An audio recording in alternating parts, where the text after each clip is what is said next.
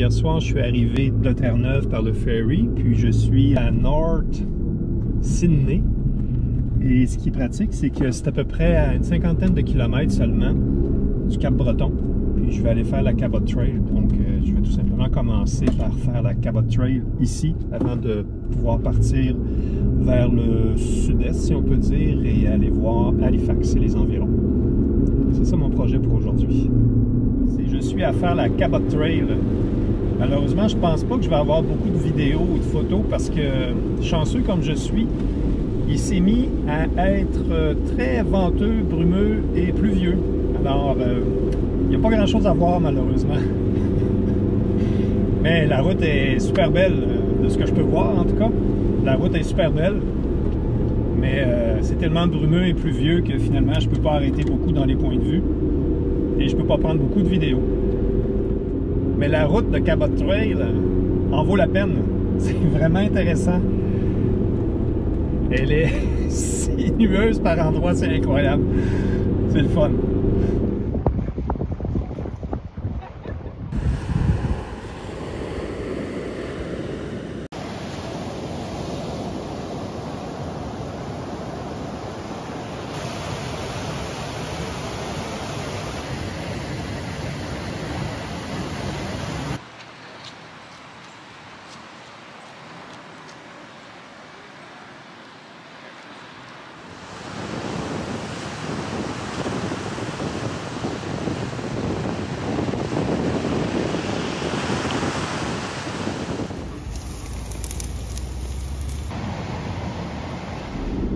Plusieurs d'entre vous avaient déjà fait la Cabot Trail et vous m'aviez fortement conseillé d'aller la faire tant qu'à être en Nouvelle-Écosse. Et puis, je vous confirme que ça vaut vraiment la peine. J'ai pas été chanceux, il faisait pas beau, mais je ne regrette pas du tout de l'avoir fait parce que j'ai quand même vu des belles choses et puis la route est vraiment très intéressante. Alors, je suis à Halifax et ça fait tellement longtemps que j'ai pas vu de défilé de la Coupe Stanley à Montréal qu'il faut que j'arrive à Halifax pour voir la Coupe Stanley en personne avec un joueur. Give us one more Nathan MacKinnon. Loud cheer, Stanley Cup champion 2022. Le traversier entre Dartmouth et Halifax est gratuit le samedi. Alors ça vaut vraiment la peine de prendre le traversier pour avoir la vue d'Halifax quand on arrive de par la rivière. Le waterfront d'Halifax fait 3 km de long et c'est un incontournable. Ça vaut vraiment la peine d'aller faire un tour.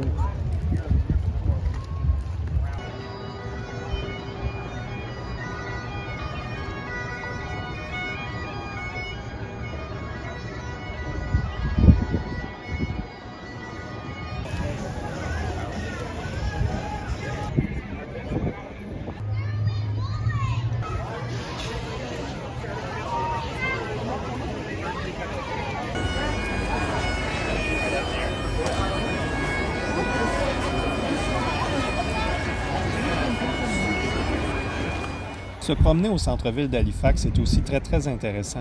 Il y a un mélange de deux genres entre les anciens buildings rénovés et les buildings ultramodernes qui ont été construits à même les anciens bâtiments. Alors c'est un mélange des deux genres, mais ça réussit très bien au niveau d'Halifax. Un autre attrait incontournable est la visite de la citadelle d'Halifax construite par les Anglais en 1749. C'est fascinant de voir comment les militaires vivaient à cette époque-là.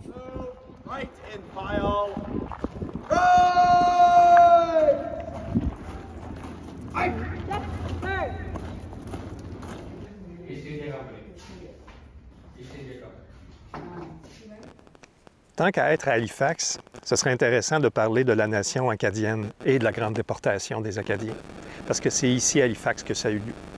Pour ça, il faut se remettre dans le contexte. Pour les Français, l'Acadie, ça représente la région de la Nouvelle-Écosse qu'on connaît aujourd'hui.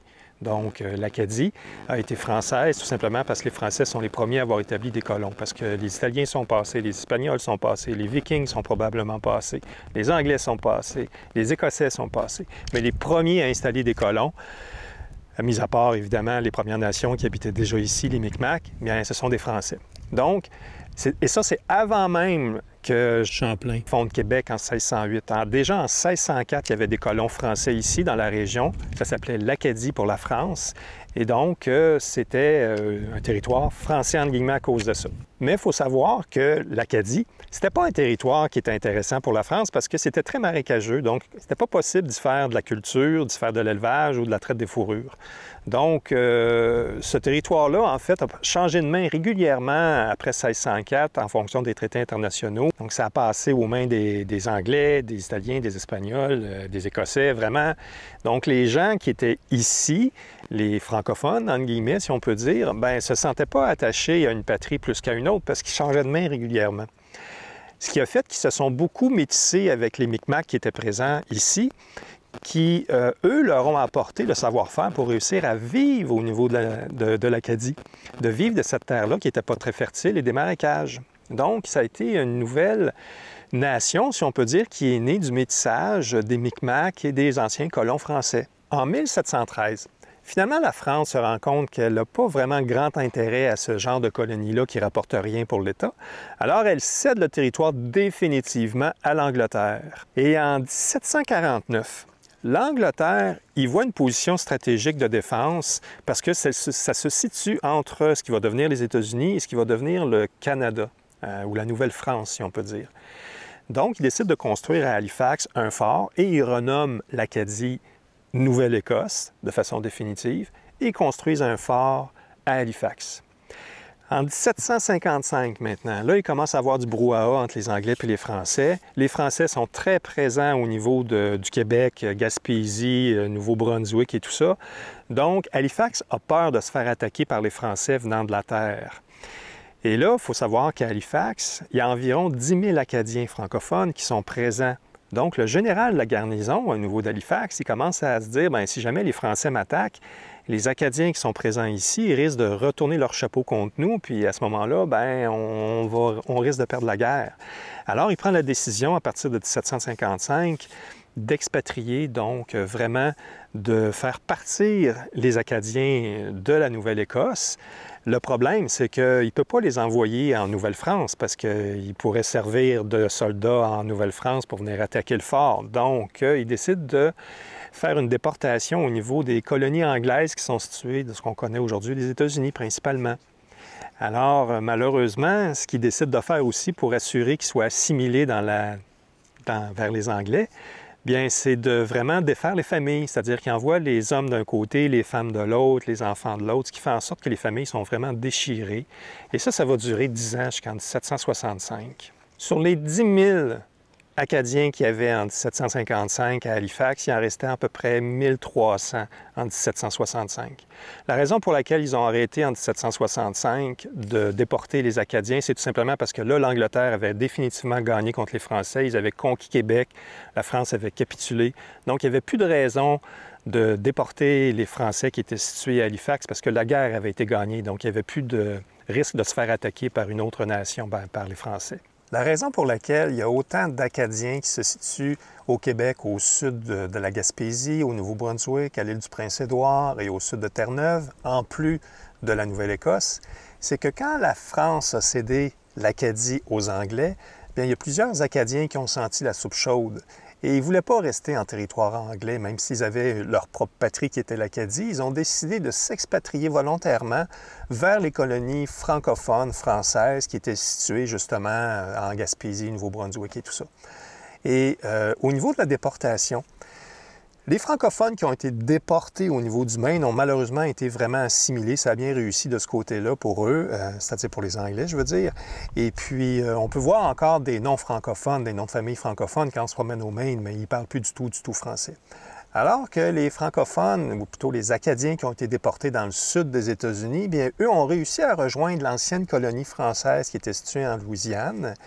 Et ils ont pu faire une communauté assez grosse pour réussir à préserver la langue et un petit peu la culture, qu'on peut voir vraiment quand on va en Louisiane, justement, au niveau du quartier français. La particularité, par contre, c'est comme ils étaient vraiment deux régions francophones très éloignées, c'est-à-dire les Acadiens d'ici versus les francophones qui avaient été envoyés en Louisiane, eh bien, ça a évolué de deux façons différentes. Donc ici, on parle vraiment de l'Acadie, donc des Acadiens. Et en Louisiane, on parle de l'Acadie tout simplement, et non pas de l'Acadie, ce qui fait que ce sont des Cajuns et non pas des Acadiens. Et c'est pour ça que Zachary Richard, quand il venait au Québec, il tenait tant à préciser qu'il n'était pas Acadien. Il parlait français, mais il n'était pas Acadien, il était Cajun. Voilà la distinction.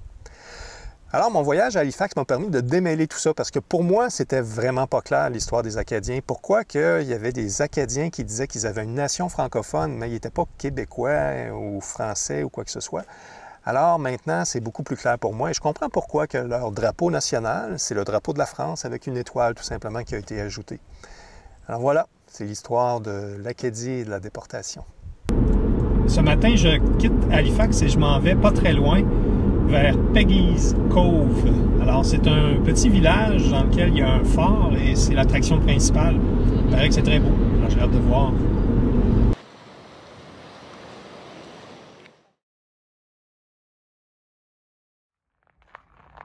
J'en profite également pour faire un arrêt au mémorial du vol de Swissair 111 qui, en 1998, s'est abîmé en mer à 10 km des côtes de la Nouvelle-Écosse. 229 personnes à bord sont décédées instantanément. Par la suite, j'ai tout simplement suivi l'ancienne route qui fait le tour de la côte du sud au nord de la Nouvelle-Écosse. Et c'est une suite de petits villages, tous plus pittoresques les uns que les autres, avec de très belles maisons ancestrales, bien entretenues, bien peintes, de toutes sortes de couleurs. Alors, ça vaut la peine de suivre l'ancienne route et non pas de prendre le highway qu'ils appellent ici. À un de ces petits villages, j'ai eu la chance de voir arriver le Blue Nose 2, qui est une réplique du Blue Nose original. C'est le bateau qui est sur les dissous canadiens. Alors, c'est un bateau des années 20, 30 et 40, un voilier qui a gagné beaucoup de frégates internationales. Évidemment, celui-ci a un moteur diesel, mais il fonctionne toujours à la voile également. La Nouvelle-Écosse, c'est également une suite de plages incroyables. Le sable est blanc comme dans le sud. On se croirait à Cuba à certains endroits. L'eau est chaude, les vagues sont belles, l'eau est hyper claire. Mais c'est la côte. Alors la brume s'installe et des fois elle reste jusqu'à 2 jours. Mon tour de la Nouvelle-Écosse est terminé. Alors me voici encore une fois à un traversier, celui qui va de la Nouvelle-Écosse à l'île du Prince-Édouard. Alors, je pense ce traversier-là en fin de journée et ce soir, je commence à faire le tour de l'île du Prince-Édouard. Alors, c'est ce qui met fin à mon voyage en Nouvelle-Écosse.